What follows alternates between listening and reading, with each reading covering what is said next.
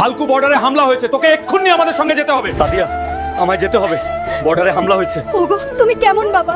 নিজের সন্তানের মুখটাও দেখে যাবে না? সাদিয়া, তুমি চিন্তা করো না, আমি খুব শীঘ্রই তোমার কাছে ফিরে আসবো।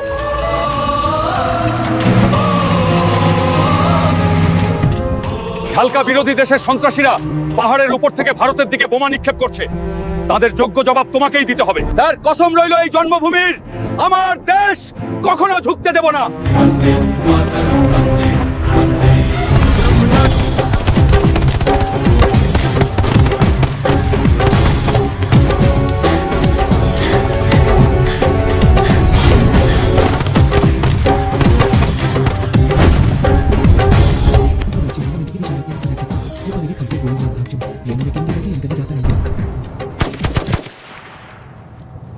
সাদিয়া, তুমি চিন্তা করো না, আমি খুব শীঘ্রই তোমার কাছে ফিরে আসবো।